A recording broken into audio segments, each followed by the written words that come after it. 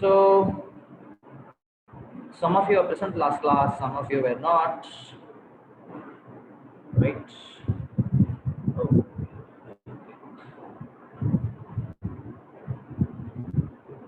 Cool. Right. So again, I see some new faces.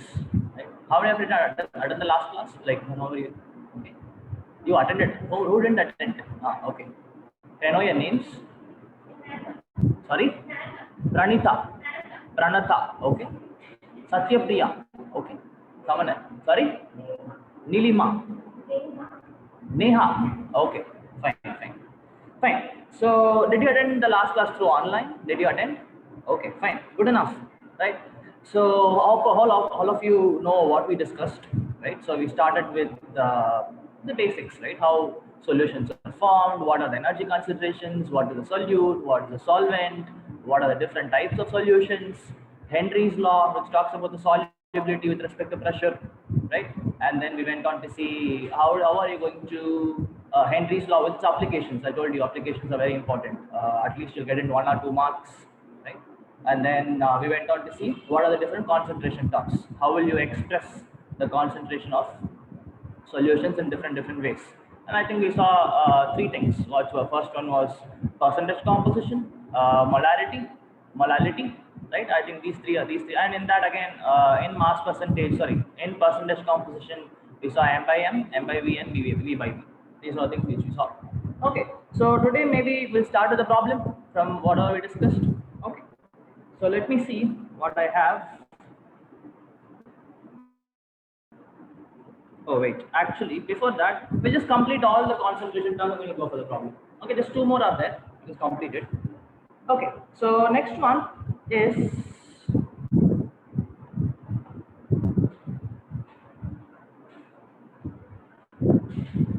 mole fraction. Right? We already know this, just giving a quick recap. Right? Right. So mole fraction is denoted with the letter X. Actually, it's not X. It's actually Greek symbol called chi. So it's something like this. But anyways, don't worry about it. Right? Generally, we say it as X. Right. Fine. So we'll take to the definition first, and then move on. It is the number of moles of solute. It is the number of moles, or don't write solute, it is the number of moles of a component. It is the number of moles of a component in a mixture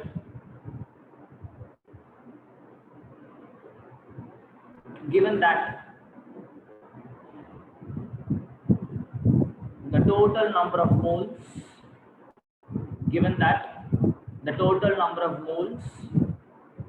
of all the components, given that the total number of moles of all the components in the mixture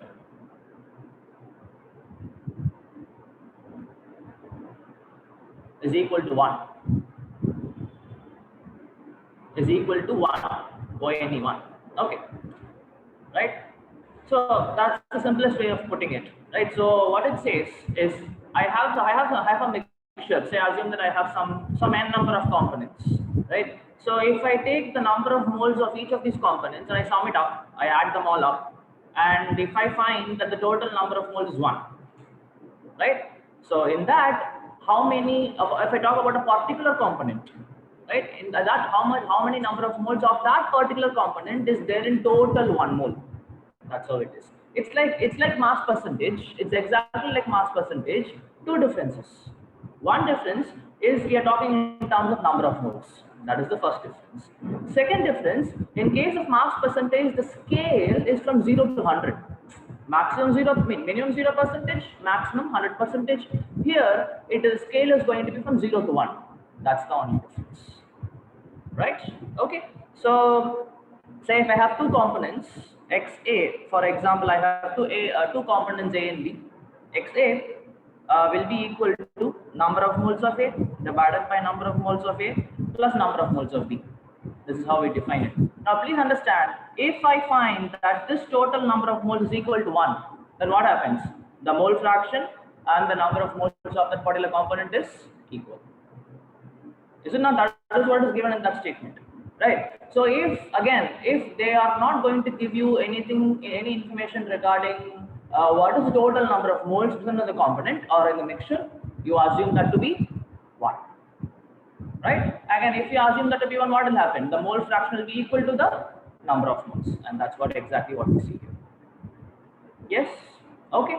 Say same way, if at all I have another component xb or another component b, the mole fraction of that will be nb divided by na plus nb.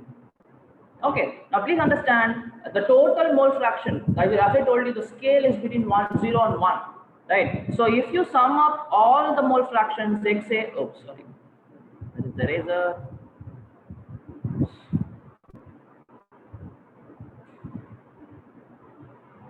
right, xa plus xb, so on and so forth. How many other components you have? That sum should be equal to 1,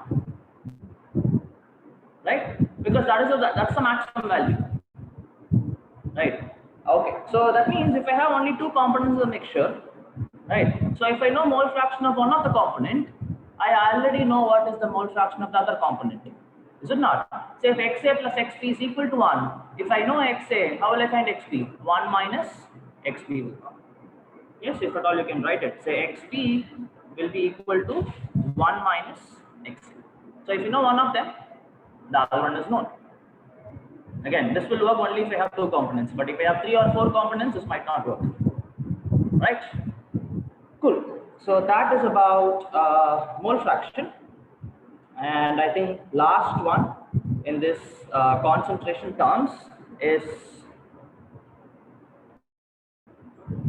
ppm. The last one in this case is ppm. ppm is parts per million. So can I repeat it again, sir? Sorry? Sir, can I repeat it again? Yeah, ppm is parts per million.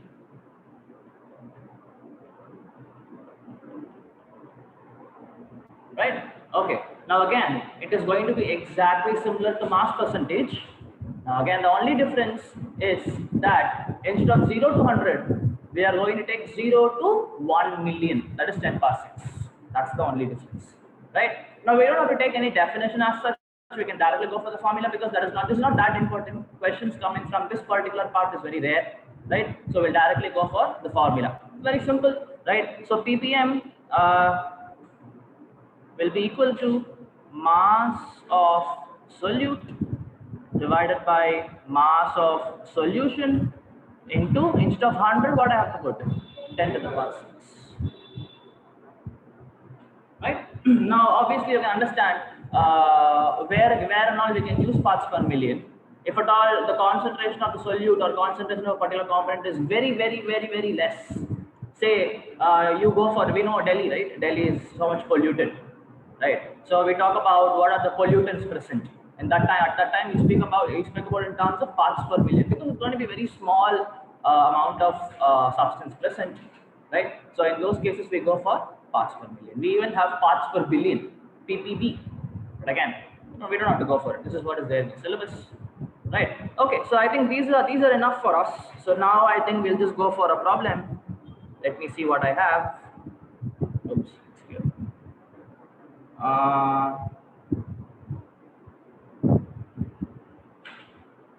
Okay, I hope you're able to see it. Yeah. So this is from your book only. This is, I think, your example problem, right? So look at this. Calculate the mass percentage of benzene and carbon tetrachloride if 22 grams of benzene is dissolved in 122 grams of carbon tetrachloride. This is a direct problem. I'll give you maybe a minute, right? You don't have to get the answer, but try to get how do you solve the question. Please go for it. Sorry? You're not visible? Okay.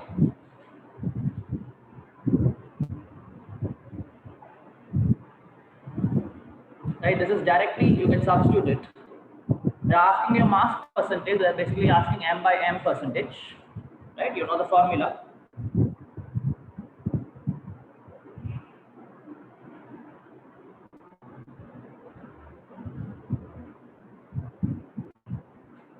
You don't write write the question, just directly answer it.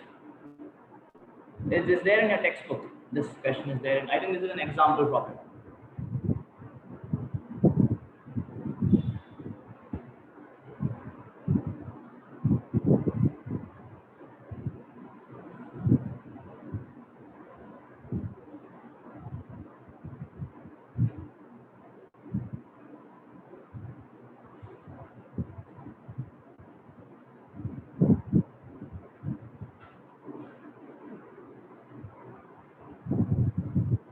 Definitely you'll get a question from this area. Concentration terms.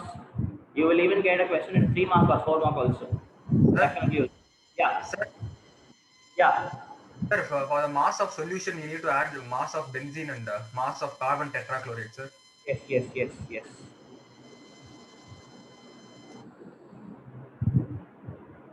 Right. I think you would have used gotten the procedure. You don't have to calculate. Calculation anyways you have to do. Right. It's pretty simple, right? They're asking you what is the mass percentage of benzene. Right. So we know mass percentage of benzene, benzene C6H6 will be equal to mass of C6H6 divided by total mass of solution. You should not substitute only for the carbon tetrachloride or only for benzene here. You have to take the entire solution. What is the formula? Mass of solute divided by mass of solution into 100. Right? So it would be mass of C6H6 plus mass of CCl4, that is what is carbon tetrachloride, okay, into 100. The values are given to you. Mass of C6H6 is 22, mass of carbon tetrachloride is 122. That's it. You have to add it, multiplied by 100. Very simple question. Direct substitution. Okay, fine. Let me check any other good questions are there. If you have taken this down, can I move on? Yes. Let me see. Yeah, I think we can take this question.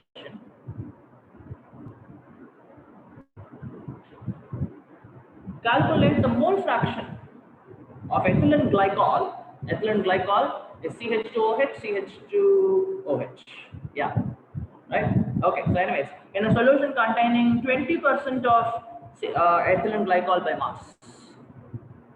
Go for it. Again, you don't have to solve it, you don't have to calculate it. Just try to apply whatever we have learned. Anyways, I'm going to help you. I'll give you a minute.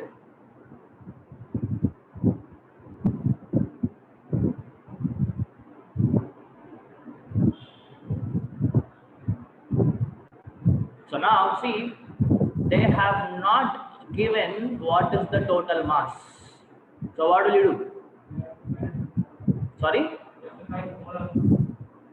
You have to find the molar. That is okay. Fine. You have to find the molar mass for finding the number of moles. I'm asking you, look at this. They're just given 20% by mass of this much of this particular compound. Correct. So you have to assume that the total mass of the solution to be 100.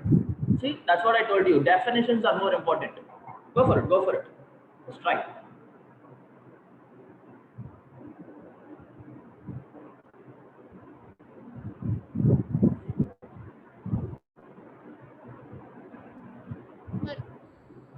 Yeah. Here the solute is given, sir. The solvent, we assume it to be water. Yes, yes. Again, that's a good question. So in this case, they have not given anything about the solvent, right? If they don't give you anything about the solvent, assume it to be water. Water is a universal solvent. Good question, Karma. Yes, you have to assume it to be water.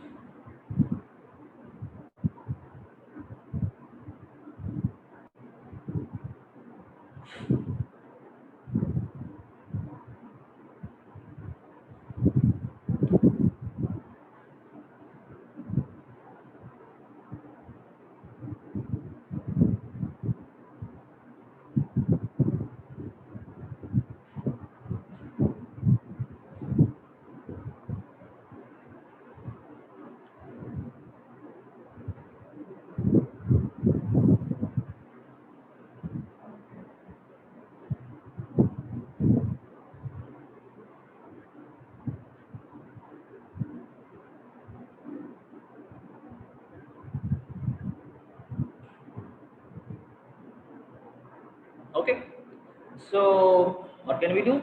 So I can directly tell you that 20 grams of C2H6O2 and I have 80 grams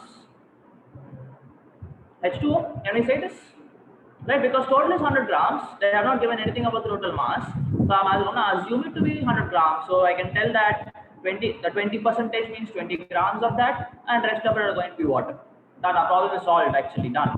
Right. So they're asking you what is the mole fraction of C6? Sorry, C2. Sorry. C2H6O2, please bear my handwriting, guys, is equal to what? Number of moles of, okay, fine, usually number of moles of that C2H6O2, right? Divided by same thing plus number of moles of water. Right, we know how to find the number of moles. Number of moles is given mass by molecular mass, right? So if at all I want to find this particular value, number of moles of C2H6O2, so they are given, the given mass is 20 divided by molecular mass, you can calculate. So 24, how much? 62. Okay, fine, 62. And number of moles of water would be 80 divided by 80. 80 is the molar mass of water. Yes, everybody understood? Is there any problem, guys? Over online, any questions, guys? No, I sir. hope it's clear. Again, a simple problem, right? Fine. Please see. Knowing this is one thing. Everything we'll know, but please do not do the simple, like say, stupid mistake of doing calculation mistakes. Do not do it. Everything you will know, everything you will do correctly. At the end, if you're going to do calculation mistakes, nobody can save you. Right? How, like, yeah, any questions? Sir, how 80 grams of water came, sir? Like 100 minus 20 Oh, that's grams? what. So the thing is, we are assuming that the total mass is 100. Yes, because the total mass is not given. I told you when we spoke about the mass percentage. Now they have given that they have 20 percentage of C2H6O2. That means what? If I assume that the total mass is 100, total mass of solute plus solvent is 100. 20 grams is C2H6O2. So if total is 100, what is the remaining amount? 80. That should be water. That is how we got 80 grams of water. Yes, understood? Yes, sir. Okay, right? Fine. Now go to the next question.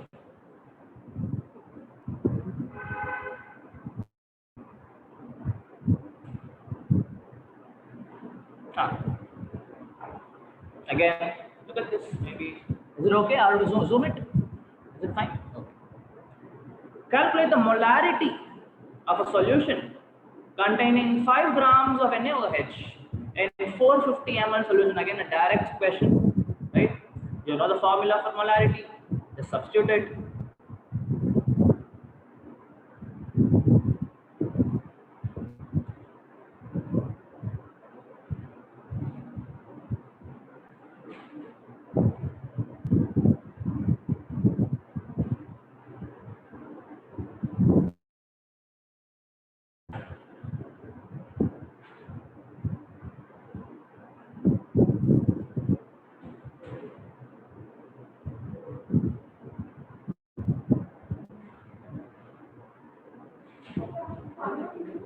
Convert into? You don't have to convert. Yes, you have to convert. What do you do? I told you, whenever you. Absolutely, absolutely, yes.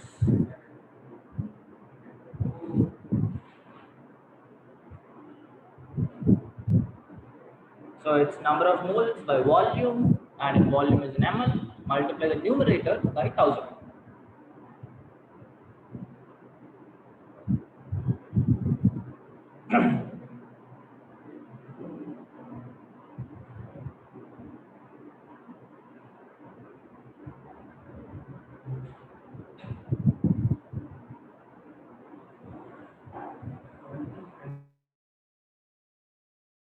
Atomic mass of sodium is 23.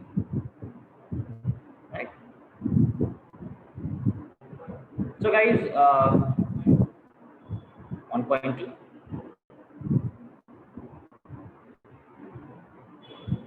No, look at the answer. Answer is 0.278. We'll come to this, don't worry. The answer is 0.278 mole per liter. You'll see, don't worry.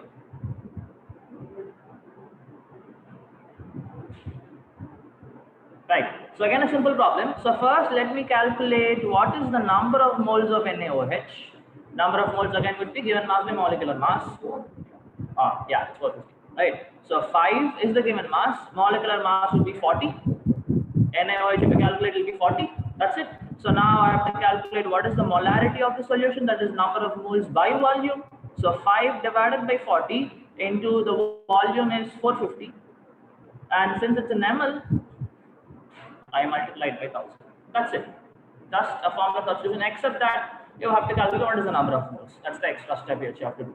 Nothing else. Right? Okay. Cool. Let me see what other questions we have.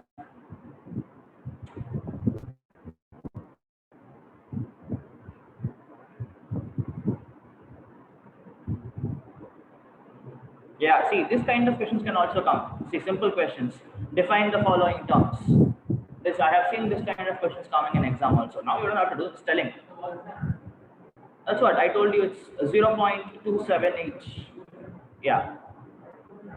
Yeah. No problem. Last digit doesn't matter. 2 digits of it, at least if you get, they'll give you the mark. Okay. Right.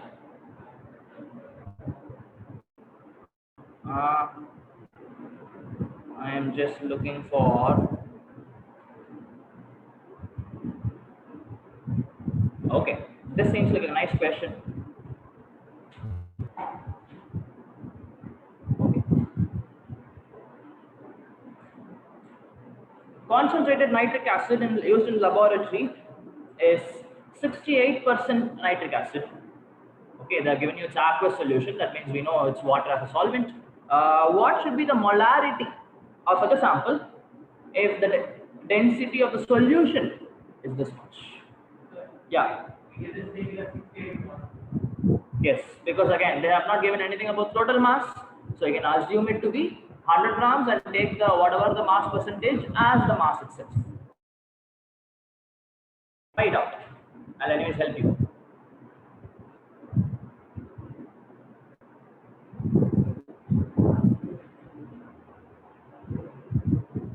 So we know density is mass by volume. And please remember guys, density of solution means it's mass of solution by volume of solution. Like people generally do this mistake. Like they'll just take only the solute and they'll do the calculate the density. Do not do that mistake. If they give you density of solution, it is mass of solution divided by volume of solution. Please remember this. 100. Yes, absolutely. Yes.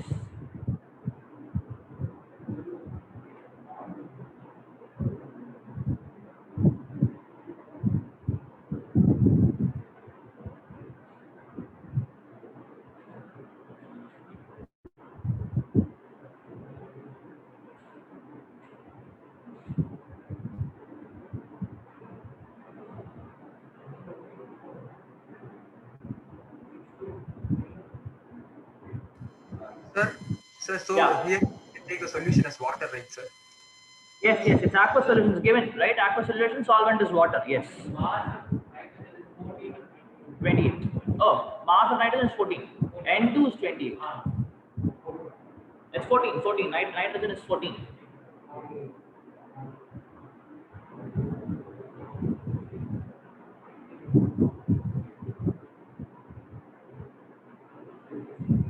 So we have to multiply into 1000 here, right? Yes, Milliliter. because you see here the density is given in gram per ml, right? So you will get the volume in terms of ml. So definitely you have to multiply by 1000. Okay, sir. Yeah.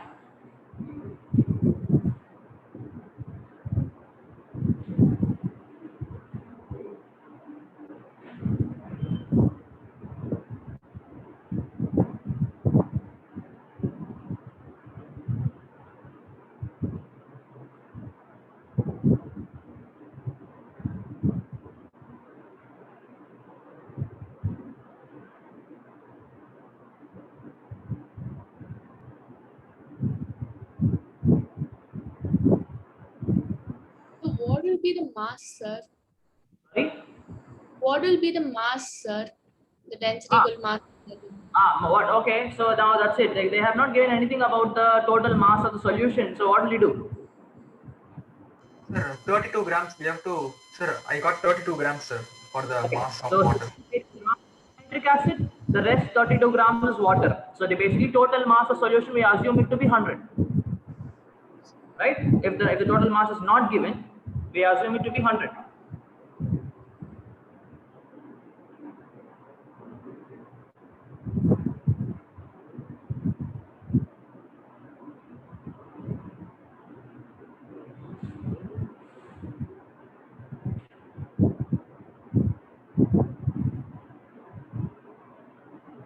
Right, I think 2.18, we'll check. You see the answer? Okay, we'll check.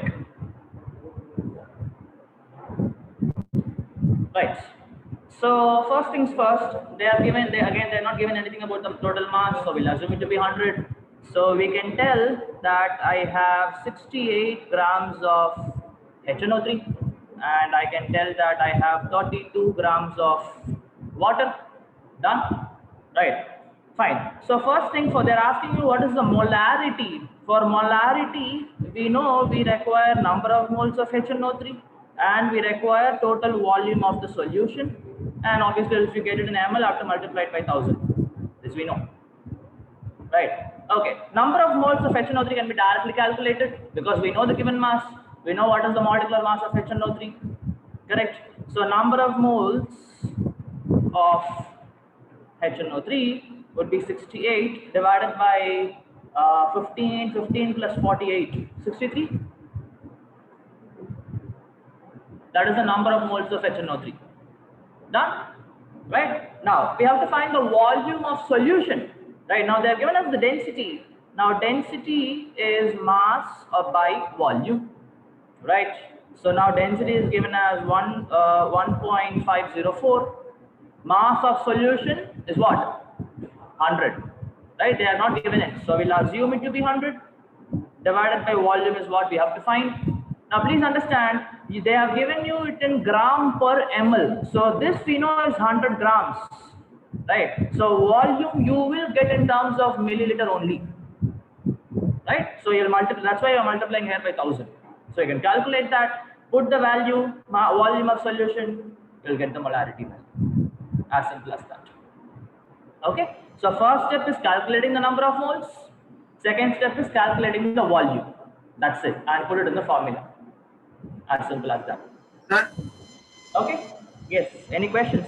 sir, while calculating the volume, why you took the mass as 100 grams? Same thing. So they have given you mass percentage. They have not given anything about the total mass. So what do? Assume it to be 100. As simple as that. The same thing only we have been doing in the last so many questions. Yes. Understood? Sir, but the solvent is water only, no, sir. Then how can it be 100, sir? That's what, Kana. So they have given the mass percentage. They have not given the total mass of solution. See, we are able to take this. This is percentage, is it not? 68% is what is given. But how are we able to take it as 68 grams?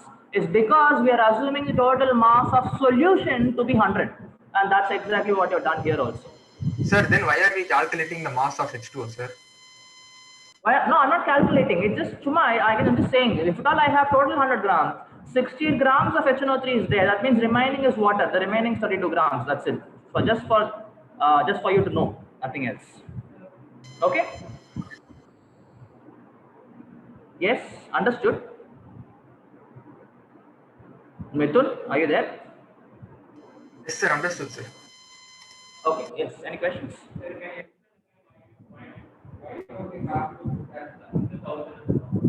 Oh, why you have to put 1000 in denominator? This time we have to put 1000. We have put it, right? Because we are getting the volume in ml, so definitely we have to put 1000. No doubt about it. Right? Okay, guys. I hope everything is clear. You want me to explain again? Everything is clear? Clear, sir. Okay, guys, everything is okay, right? Fine. We'll go to the next question. Final equation. So they have calculated what the number of moles to be 1.079, right? And they have calculated the volume to be 66.49 into 10 power minus 3 liters. They have converted to liters, that's why they didn't multiply by 1000 here, right? But we didn't convert, so we'll multiply by 1000. That's the only thing.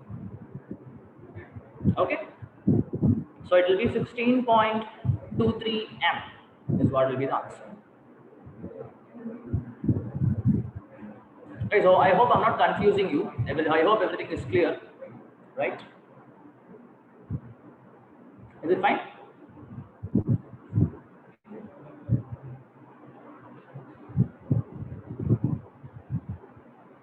Okay, see, similar kind of question. Oh, they're asking you. Oh, see, that's a nice question. Actually, we'll solve this question. Oh. Mass by mass, weight by weight is what is W by W. Mass by same by same, right? So, guys, similar question. The solution of glucose in water is labeled as 10% W by W. W by W is nothing but mass by mass. What would be the molality and the mole fraction of each of the component? That you don't have to find the molality of the other component, obviously, that is not the thing. Mole fraction of two components you have to find. And the density of the solution is this much. What will be the molarity? So three things you have to find: molality, mole fraction of two components, and the molarity. Go for it. Don't get afraid looking at the question. It's very easy. You know everything. You just have to apply it correctly. Go for it. So mass of solution is 100 grams. So we can assume it. They are not given anything about the total mass. Assume it to be 100. Okay, sir. Mass of solution is 100 grams. Yes, correct. So the molarity you don't have to calculate because it's very similar to the other problem, last problem. They have given again the mass percentage and the density. You can easily calculate the molarity, exactly like last problem. Just calculate the molality and the mole fraction. Go for it.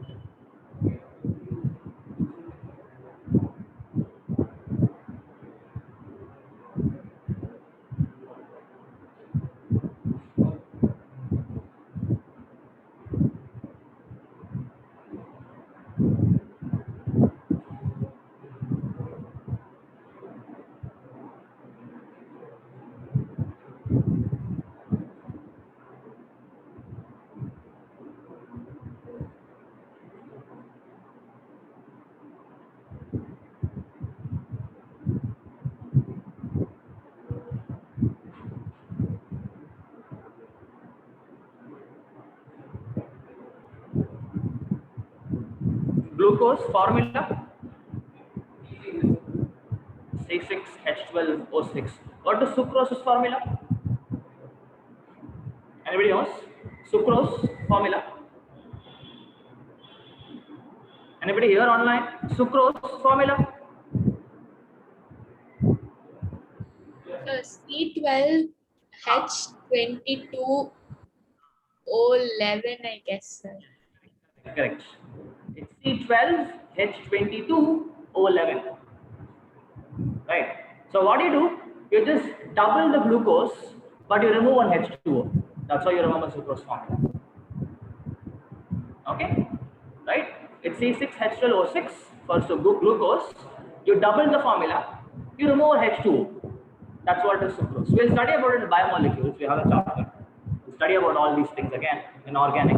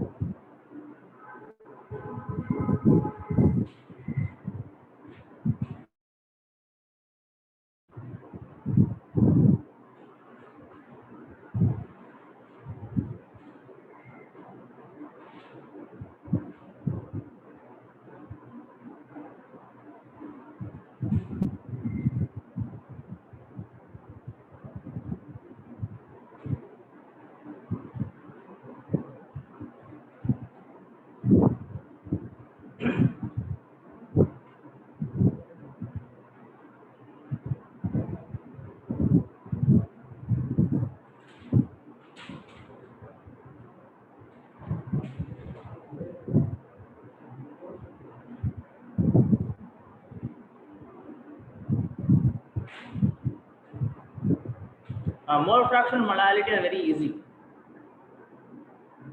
right? Again, only for molarity you have to calculate the volume and then substitute it. That you are fine. So let me help. Can I? Right. Okay. So again, they have given 10% W by W, so I can directly tell that I have 10 grams of C6H12O6 and rest of it 90 grams of water. So we can say, right. So molality small m, we know the formula. It's number of moles of solute divided by mass of solvent. Right? Okay. So let me calculate the number of moles of glucose. Number of moles of glucose will be 10 divided by 180. 180 is the molecular mass of glucose. Okay, if you calculate it, you'll be able to get it. Right. Now, I require mass of solvent. I know what is the mass of solvent, 90. And since you're using grams, we have to multiply this by 1000. If you use kilograms, you'd have to multiply. Okay, that's it. We calculated what is the molality. Again, I repeat, how do we do it? So this particular term, 10 by 180 is the number of moles of glucose. 10 grams, given mass, molecular mass is 180. And divided by the mass of solvent, sum the calculation. We didn't calculate it, it's already given indirectly. That is 90. And since we are using grams, we multiplied by 1000. That's it. We calculated the molality. As simple as that. Sir, can you show the answer Okay. for this question? Sorry? Can you show the answer for this question, sir? I'll show you. Answer, I'll show you. Don't worry. Okay, fine. Now, when I go for mole fraction, right? Mole fraction, we'll just calculate it for glucose. The other one we already know. How? No. If I calculate mole fraction of one of the components, say glucose, I find. Absolutely. Just now we spoke about, when we spoke about mole fraction, I told you, if at all there are only two components, right? The total mole fraction of these two components will be equal to 1. So if I know one value, will give you the other value.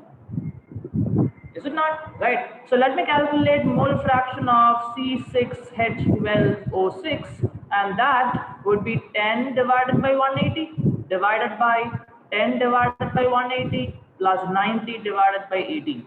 That's it. Again, this is the number of moles of glucose, and this is the number of moles of water. Na divided by Na plus Nb. That's it. Yes. So if you look at the answers, maybe you just take this down. Maybe I'll show you the answers. And if you're not able to see, you can come and sit here. No, where are you looking like this, Huh? Is it fine? Okay.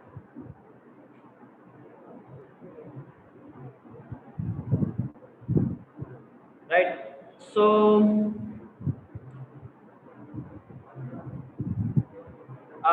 they have calculated what is the mole fraction of glucose. Mole fraction of glucose is 0.011, and you can see how they have calculated. 1 minus that will give you the mole fraction of water. Yes, right?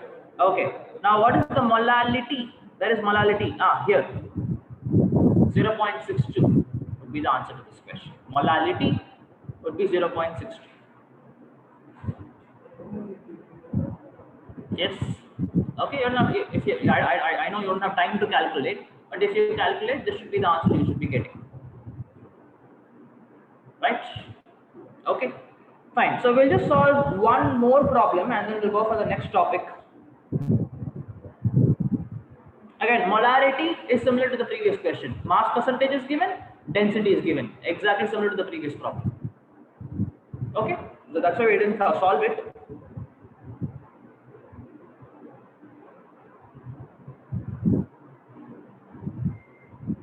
Okay, so this kind of questions, okay, we'll come to this maybe, but wait. Let me see if I have, I'm just looking for.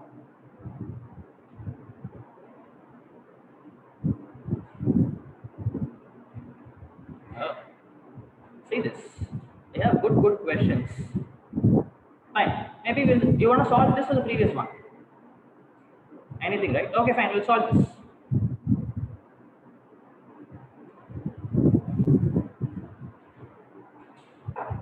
Right. A solution is obtained by mixing 300 grams of a 25% solution, 25% M by M. If they don't give you anything about what is it, it's M by M always by default. Okay, so 300 grams of a 25% solution and 400 grams of a 40% solution. Okay, now calculate the mass percentage of the resulting solution.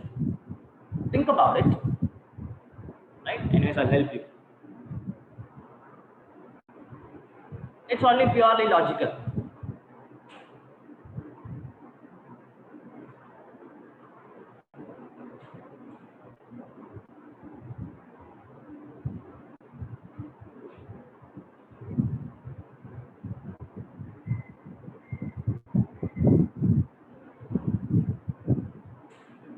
So the formula is same. Formula is mass of solute divided by mass of solution into 100. That's the formula. Right? Mass of solution we know now. Isn't it 300 plus 400? That's okay. That's the total mass of solution we are taking. 700. That's fine. What is the mass of solute? Is the question now. 300. No? Sir, Yes. for the first one is a 275, sir. For the first one? Is it 275, sir, the mass of solvent? No. Mass of salt. Yeah, 270. Okay, we'll come to this. Wait. Okay, so mass of solution we know is 700. Right. Now, what do you mean by this? 300 grams. I have taken the total solution. 25. Okay, the mass percentage of solution is 25. That means 25%. What do you mean by this? That means in that 300 grams of total solution, 25% of it is the solute. Is it not? That is what is meant by this statement. Is it not? If I say, like Azim, if I just tell 20% of solution, right? 20% solution. Okay, 20% solution if I have, and if I don't give you anything regarding the mass, we assume it to be 100. But in this case, total mass is given. Right. So what do you mean by this? If I say 25% solution and I have 300 grams of the total solution, that means 25% of 300 is what is the mass of the solute. Same way, in this, 40% of 400 is what is the mass of solute. So now when you're mixing them together, you have to take 25% of 300 plus 40% of 400, that is the total mass of solute, divided by total mass of solution would be 700. Answer 4.7%. I don't think that's the answer. That's 66.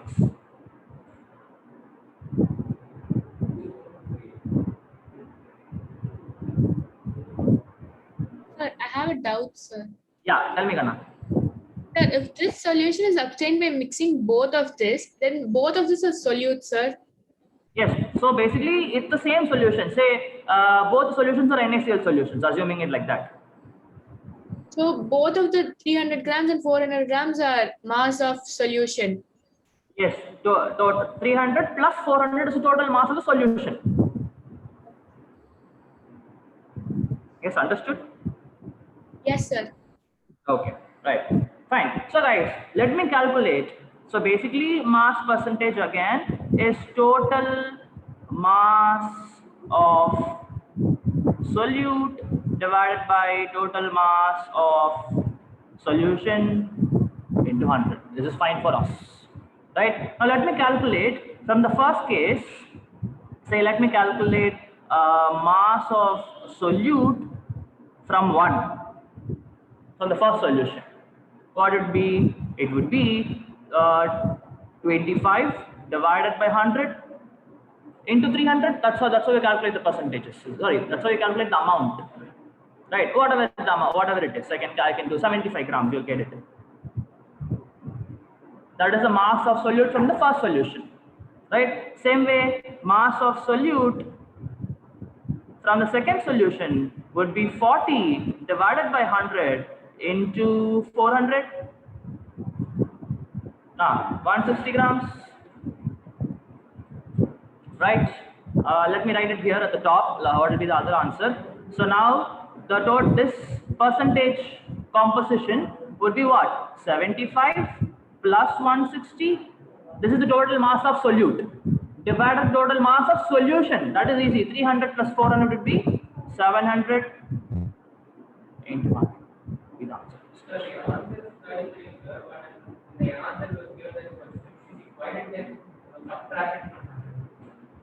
You are getting this answer to be 33. So it'll be 33.57 approximately. Oh, see, the answer is this. That is, look at this. This is the mass percentage of solvent. That would be 100 minus that. Okay, right? So, but what? So why are we finding mass percentage of solvents? That's not asked, right? It's not asked. I think it's a mistake. That's it. You have to stop. Just stop with 33.5. That's it. Okay, sir.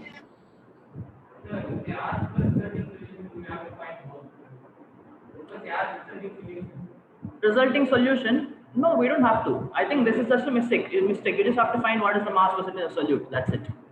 We generally don't speak in terms of mass percentage of solvent. No, we don't speak like that. Okay. Right? Fine. I'm just looking for any other good question. If you have, just checking it. Okay, this is ppm, guys. Just like mass percentage, instead of 100, you just put 10 power 6. That's it. Nothing else.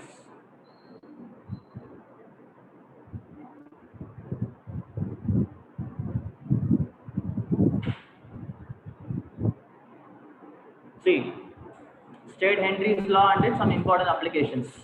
I already spoke about it. Sorry? Will I be giving the assignment? I'm not sure. Let me speak with Raghav and confirm it to you. Okay. I think that's it, guys.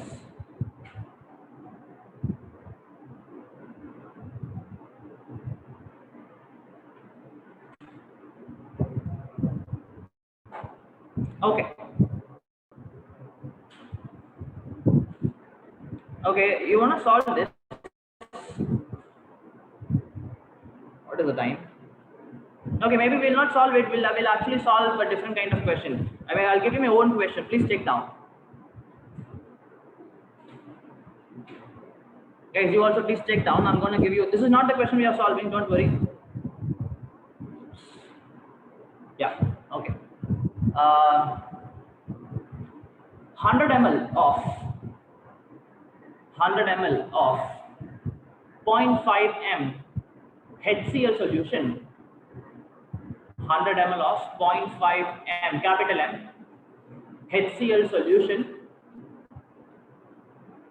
is mixed with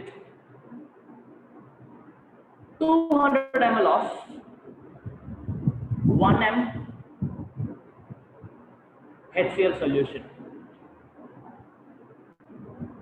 Calculate the molarity of the resultant solution. Molarity R, capital M.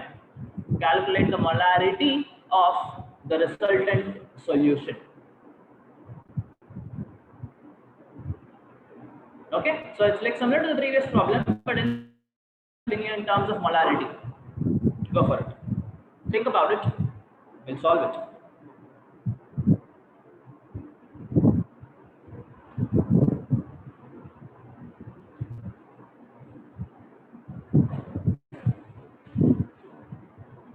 And yeah, yesterday there was a question. There was an interesting question. I don't know who asked it. The question was, we talked about the enthalpy of solution, right? So we said that enthalpy of solution is lattice enthalpy plus the hydration enthalpy. So I said that you have to break the solute-solute interaction, break the solvent-solvent interaction, and you have to make solute-solvent interaction.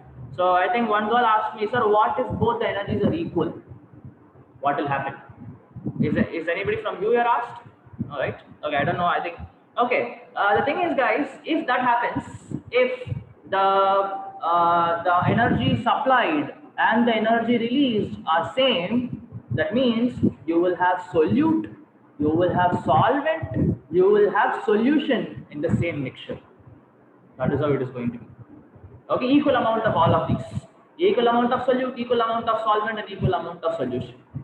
That is how it is going to be. Okay, so next question.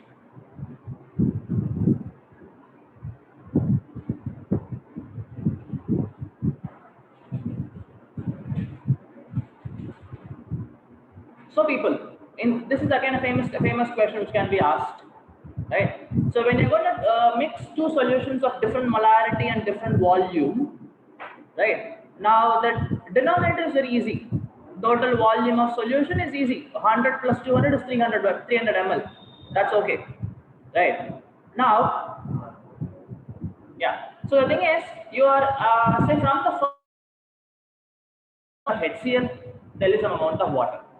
Same way, with the second solution, there will be some amount of HCl, there is some amount of water. Right. Now, the volumes will get added up. Right. The amount of HCl, what you have in both these cases, they all will be added up.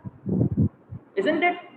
Right. So what you have to do? Basically, you have to take the number of moles of HCl from the first solution and take the number of moles of HCl from the second solution and you add them up. That's the total number of moles of HCl in the resultant solution divided by the total volume is what you have to do. I don't know. It's just a random question. I don't know the answer because it's a own question which I gave. We'll see how to solve it.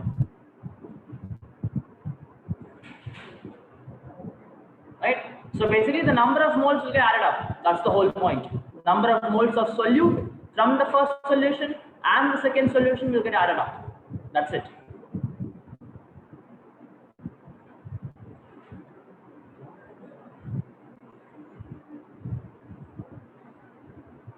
Right? So, okay, let me solve. So I don't know what data I gave. I think I gave 100 ml of 0.5 plus 200 ml of 1m HCl. I think this is what I gave. Correct. Right. So now the total molarity will be equal to number of moles of HCl from the first solution plus number of moles of HCl from the second solution divided by volume of first solution plus volume of second solution into 1000. As simple as that. This is how we can write it. Isn't it? Total number of moles divided total volume. Right? Fine. Now how will you calculate number of moles? It's very easy. Yes, molarity is equal to number of moles by volume. So now I can calculate what will be the number of moles. Is it not? Right? So number of moles, remember, number of moles, if I write N1 for the first solution, right? It will be M1 into V1 divided by 1000 because we know there will be 1000 there. Please don't forget this 1000. Is it not? Right? Same way, number of moles of H2, HCl coming from second solution would be M1 V1 divided by 1000 again. Sorry, M2 V2. Sorry. Yeah, correct.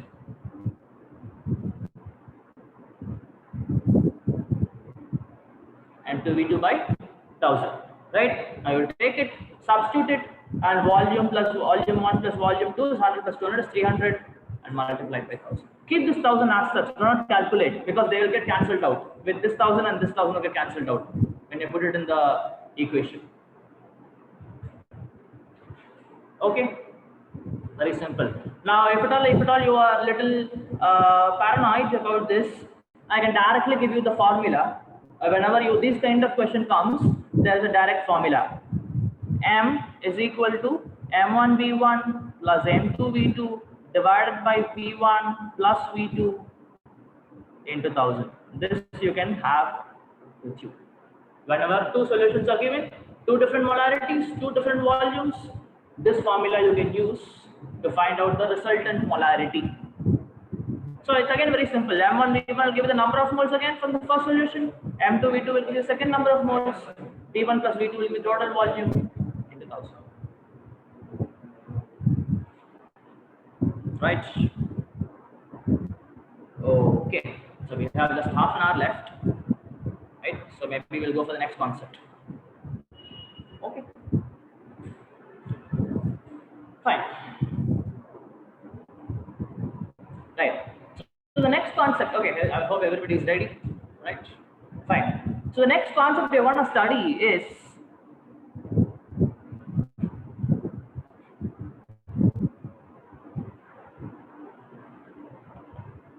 vapor pressure. Okay, so what do you mean by this? It is going to have a lot of applications and stuff. We'll see what is this. Okay, so guys, assume that I have a liquid with me. Okay, I have a liquid, say water or any liquid you can take. Right now, what is going to happen is every liquid will have its own surface tension. Again, some big words I'm using, but you don't have to worry about it. So what I'm trying to tell you is every liquid has a capability, has an ability to convert themselves into vapor phase, even though you don't supply any energy. Okay, even though you don't supply any energy, right? There will always be some amount of vapors present near the surface of this particular liquid.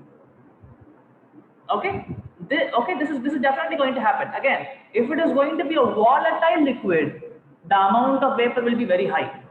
But if it is a what is a volatile liquid? Volatile is easily evaporating liquid. Okay, so but if I'm going to have a non-volatile liquid, it is not like this vapor is not going to be there, but I'm going to have very small amount of vapor present. Okay, so first thing what you have to understand is every liquid has a natural tendency to go from liquid phase to vapor phase, but not like entire liquid will go to the vapor phase. Some amount of liquid phase will go to the vapor phase. Okay, now these vapors are basically in the gaseous phase, isn't it? Right. So what is going to happen is these vapors will exert a pressure on the surface of the liquid. Okay, these vapors will exert a pressure on the surface of the liquid. Okay, and this pressure applied is what is called as your vapor pressure. Okay, so in simple words, if I have to put, every liquid has a natural tendency to convert themselves into vapor phase. Right now, this gases or the vapor phase will exert some pressure of the liquid, and that pressure is what is called as your vapor pressure. Okay, right. Now, if I am going to make a solution now, okay, if I'm going to make a solution, okay, now what will happen? Say, assume that I'm going to add another liquid to this. I'm going to make a liquid solution. Okay, right? Or just before that, now please understand, assume that you just formed the liquid. Right now, you just produce that particular liquid. Okay, right. So as soon as you produce the liquid and you just keep it open to the atmosphere, there will be some amount of gas is going, again some amount of gas is going, some amount of gas is going, and eventually you will reach. Now you have to measure the vapor pressure only at the equilibrium. Please remember this. Only when the process stopped. That means I am going to have a equilibrium between the liquid phase and the gaseous phase. Right? Only when you have reached the equilibrium, at that time only you can measure the vapor pressure. Please remember this. Okay, fine. Anyways, so now if I assume that I'm going to make a solution, I'm going to add another liquid to this, or say I'm going to add another solid to this to make a solution to this liquid. Right? Now what will happen to the vapor pressure is what we are going to study. Okay, now say again I have a liquid. Right? Now assume that I'm going to add a solid to this. Liquid will come to later. We'll assume I'm going to have a solid added to this. Okay, now these solid particles will occupy some spaces, right? I've added a solid. This solid particles will occupy some spaces, isn't it? So what is going to happen is some of the solid particles will be on the surface. Okay, some of the solid particles will be on the surface.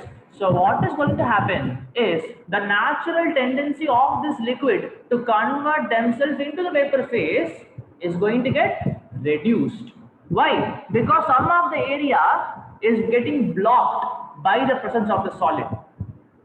Isn't that? Right? So what is going to happen? As soon as if you have a pure liquid, If you have a pure liquid, there will be some vapor pressure. Okay. Now, when they're going to add a solid to that, the solid particles are going to block the surface. Not the entire surface, but some amount of surface will be blocked. Amount of vapor going will be less, and obviously if the amount of vapor is less, the vapor pressure will also be less. Is it not? So the vapor pressure would have been decreased. Vapor pressure decreases when I add some amount of solid to this. Okay, right? So this is one thing. Again, if I'm going to add another liquid, the same thing can happen, but there can be two cases, right? Now, if I add a liquid, right, now the liquid can be more volatile or less volatile than the given liquid. Say I have this is liquid A. Okay, now if I'm going to add another liquid B, right, now the vapor pressure can either increase or decrease depending on what is the volatility of this particular liquid. Is it not? If the liquid is more volatile than A, obviously there will be more amount of vapors going to vapor phase, right, and there will be more vapor pressure, right? Or I can say that if the volatility of the B is lesser than A, then again the same situation what we saw in the previous case. It is going to block some amount of the surface. Again, the amount of vapor going to vapor phase will be less. Vapor pressure is less. Okay, right, fine. So now this we understood, right? Now for us to quantify it, right? If at all I have to give you a mathematical equation for all these things, vapor pressure and stuff, right? How are we going to do it, right? And for that we have a wonderful law.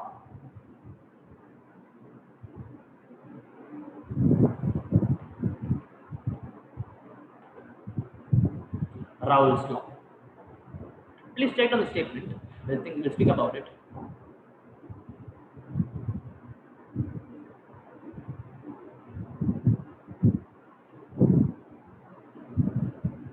The vapor pressure of a liquid, the vapor pressure of a liquid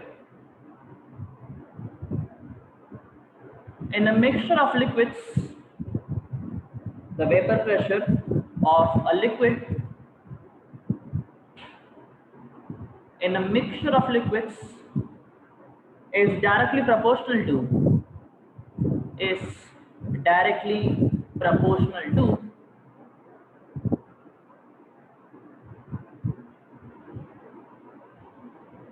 the mole fraction of that liquid is directly proportional to the mole fraction of that liquid in the liquid phase or in the mixture, right? As in the mixture, mole fraction of that liquid in the mixture. Very simple, isn't it? Say now I have two liquids, assuming that I have two liquids. Okay, now two liquids, assuming that they are both volatile liquids, I have mixed them together. Okay, now both of them are volatile, right? So what they are telling, so basically for the liquid A, I will have vapor pressure of PA, right? For the liquid B, say I have vapor pressure of PB. Okay, so what they are telling is this PA is directly proportional to the amount of that particular liquid present in the mixture. More and more is the amount of that particular liquid, more and more will be that vapor pressure. It's very simple, right? If at all I am going to have say 20 grams of A and 30 grams of B, obviously 30 grams of B, that is higher amount, will have a higher vapor pressure. As simple as that, right? So what they are telling is PA is directly proportional to XA. XA is the mole fraction of A in the mixture.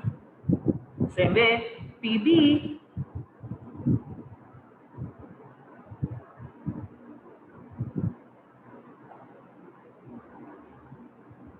is directly proportional to XB. That is the mole fraction of B in the liquid mixture. Right?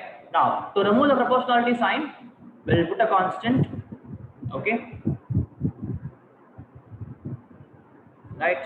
So I can write PA is equal to PA naught into XA. Same way, PB is equal to PB naught into XB. And what is this PA naught and PB naught? PA naught and PB naught are the, when I have the pure liquids of A and B, what is that vapor pressure? That is what is PA naught and PB naught.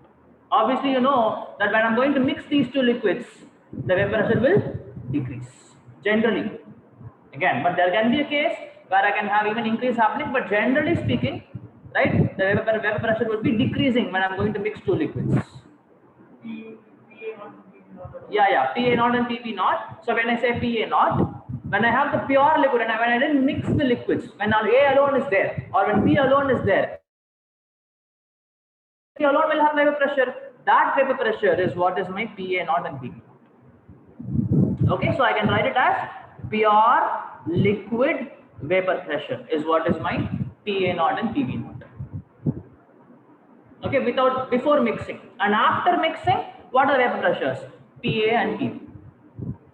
Okay, and please remember, people, this XA and XB are the mole fractions of the liquid phase.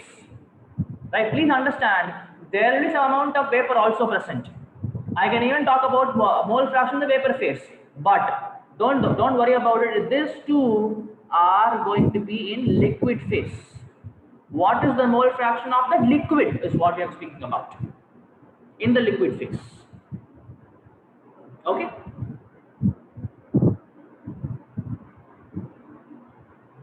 Right? Okay. Fine. So maybe if at all I can show you this in the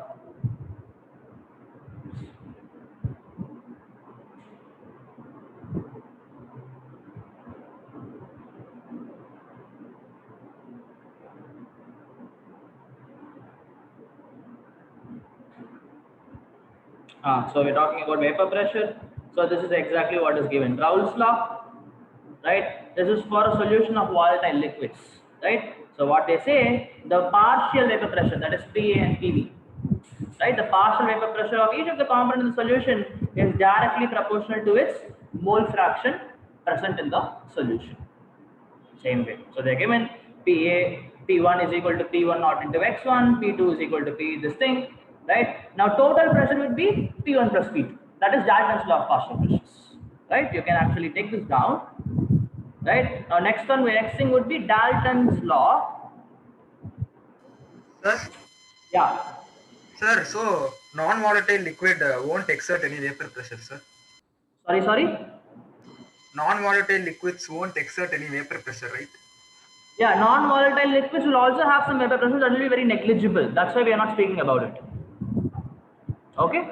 That value will be very small. So calculating it or using it in any other way will be very difficult. That's why we don't speak about non-volatile liquids generally. Okay? Fine. Yes, sir. Yeah. So next thing is, Dalton's law of partial pressures. Again, this you would have studied in 11th class, isn't it? Can you tell me the statement, what it says? What is the statement of Dalton's law of partial pressures?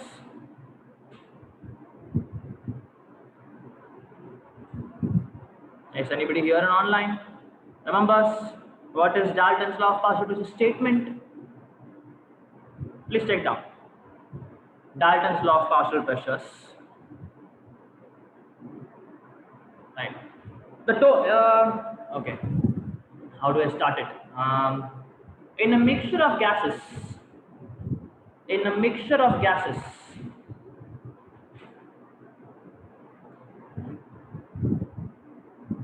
the total pressure of the mixture in a mixture of gases, the total pressure of the mixture is equal to the sum of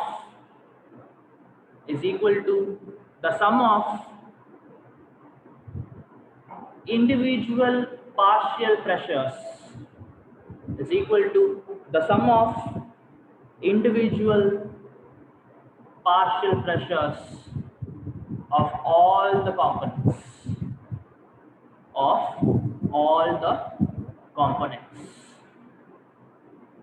Okay, it's very simple, right? So I have P total, if at all say I have n number of components, it's equal to P1 plus P2 plus P3, so on up to Pn. That's what it says. Okay, that P1, P2, P3, all are these partial pressures. Okay, now this partial pressure, this individual partial pressure and the total pressure can be correlated with the help of a mathematical formula. Do you know what is the mathematical formula? It comes from Dalton's law from a derivation. We don't have to go to the derivation, but if you don't remember, let me give you. Please remember, guys.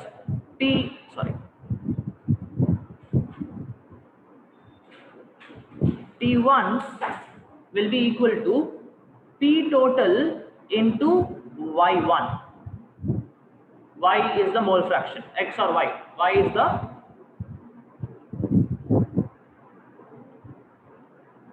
mole fraction. Same way, P2, I can write it as total pressure into Y2. Right, again, this is the mole fraction of the second component. Okay, right. Now, what you see is some little amount of similarity between Raoult's law and Dalton's law of partial pressure, isn't it? That was PA is equal to PA not into XA. Here you see P1 is equal to P total into Y1, something like that. Like there are some similarities, but they're not exactly same, right? So even though this P1 and P2, say I can write it as PA is equal to P total into YA, PB will be equal to P total into YB. This is for Dalton's law. And if I write my PA is equal to PA naught into XA, PB is equal to PB naught into XB, this is your Raoult's law, right? It looks very similar, isn't it? But please understand, people, PA, PB, PA, PB are same. These are the vapor pressures. Okay, P total is okay. P total is P1, PA plus PB. Here also, okay, P total is PA plus PB. PA naught and PB naught, we know they are the pure liquid vapor pressures.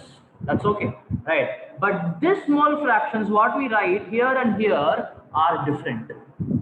Now, please understand, we already mentioned this. These are in liquid phase. What is the mole fraction of that component in the liquid phase is what we are worried about in case of Raoult's law. But in this case of Dalton's law, we now go to vapor phase because we have mentioned in the Dalton's law in a mixture of gases. We have mentioned it, right? So this is in gaseous phase. This is the main difference here. The mole fraction which we use in Raoult's law are the mole fraction of the components in liquid phase, right? In Dalton's law, the mole fraction of components you are speaking are in gaseous phase or vapor phase. Sir, can you give an example, sir? Sorry? Can you give an example, sir? Example? What example? Nothing. It's just vapor phase and liquid phase. That's it. Right? Say it's like, if at all I have to give you an example, say it's like 2 moles of liquid A, right, is mixed with 3 moles of liquid B. Okay? Now I can calculate what is the mole fraction in the liquid phase. That you will go for Raoult's law, right? If I say that in the vapor phase there is 0.3 moles of A and 0.5 moles of B, then at that time you will go for Dalton's law. It's very simple. Sir, Right. so the question itself they will give whether it is. Yes, we'll solve the question, but not today. We don't have time, right? We'll No, solve sir. the question. Yeah. No, sir, we'll the question itself they'll give right, sir.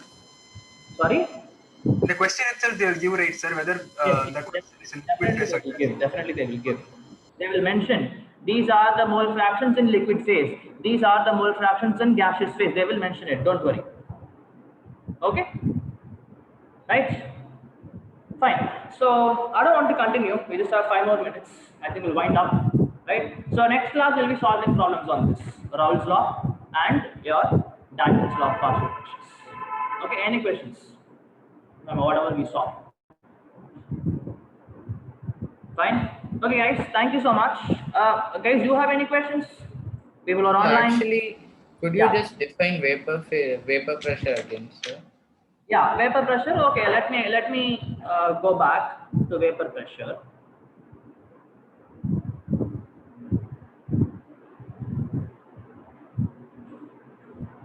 Okay. Now you see, I have a liquid, right? Now I told you every liquid has a natural tendency to go to the vapor phase. Okay, but not all of them. Some amount of them will go from liquid phase to the gaseous phase. Okay, say the gaseous phase, they will start going to the gaseous phase. More and more amount of gas will go. Eventually, you will reach an equilibrium. Okay, between the liquid phase and the gaseous, there will be some amount of liquid, there will be some amount of gas. Okay, fine. Now we have formed the vapors, right? Now what these vapors are going to do, we know gas exert pressure, isn't it? So these vapors are going to exert some pressure onto the surface of the liquid. I'm not showing it properly, but they will be exerting the pressure on the surface of the liquid. That pressure which they're exerting on the surface of the liquid is what is called as your vapor pressure. Is it okay, Rohan? Yes, sir, I understood. Thank you, sir. Good. Thank you, guys. You can leave. Thank you so Sir. much. Thank you, sir. Yeah. Thank you. Thank you, sir. Thank you. Thank you, sir.